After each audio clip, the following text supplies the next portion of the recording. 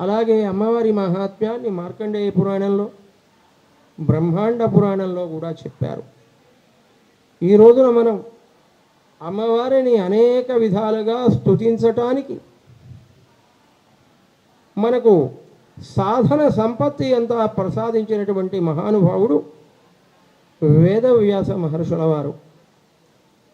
హయగ్రీవ బ్రహ్మ విద్యారూపమైనటువంటి శ్రీ లలితా సహస్రనామం, త్రిశతి, ఖడ్గమాల ఈ మొదలైనటువంటి పరమేశ్వరి యొక్క తత్వాన్ని తెలియజేసేటువంటి ఆ దివ్యమంగళ చరిత్రనంతటినీ కూడా మరి వేదవ్యాస మహర్షుల వారు చెప్పకపోతే ఎవరికీ కూడా విషయం తెలియదు కదా.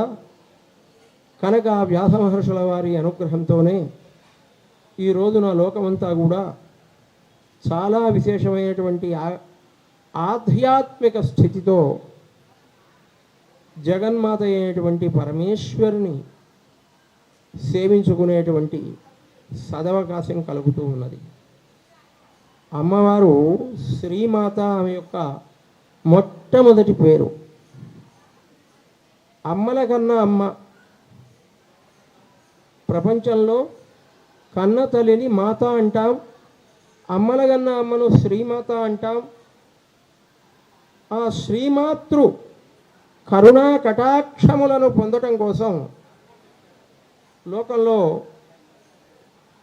ఆ అమ్మవారికి సంబంధించినటువంటి దివ్య స్తుతులు ఎన్నెన్నో ఉన్నాయి. అంతేకాక అమ్మవారి యొక్క కరుణ అపారమైనటువంటిది. అటువంటి కరుణాడు అమ్మవారు. అందుకోసమనే ఆ అమ్మవారు అనేకములైనటువంటి క్షేత్రముల యందు ఆ తల్లి సాక్షాత్కరించింది, వెలిసింది, స్థిర నివాసం చేస్తూ ఉన్నది. అటువంటి దివ్యమంగళ క్షేత్రాలలో ఇంద్రకీలాద్రి పర్వతం కూడా ఒకటి. అటువంటి ఈ దివ్యమైనటువంటి ఇంద్రకీలాద్రి పర్వతం మీద ఆ జగన్మాత ఎన్ని వేల సంవత్సరాల నుండి ఇక్కడ నివాసం చేస్తున్నదో ఎవ్వరికీ కూడా తెలియనటువంటి విషయం. ఆ విధంగా పరమేశ్వరి ఇక్కడికి వచ్చి ఉన్న తర్వాత ఇంద్రాది దేవతలు కూడా ఇక్కడ పూజించారని ప్రసిద్ధి.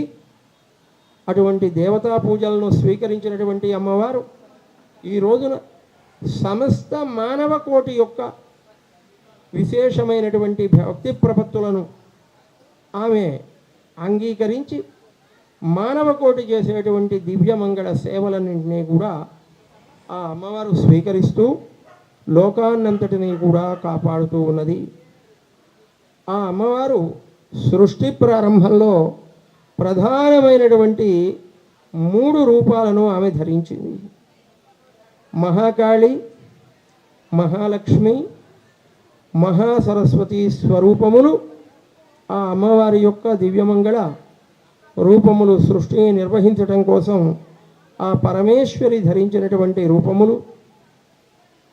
అటువంటి ఆ పరమేశ్వరి యొక్క మహాత్మ్యాన్నంతటినీ కూడా శ్రీదేవి భాగవతంలో చాలా విశేషంగా వివరించారు వ్యాస మహర్షుల వారు.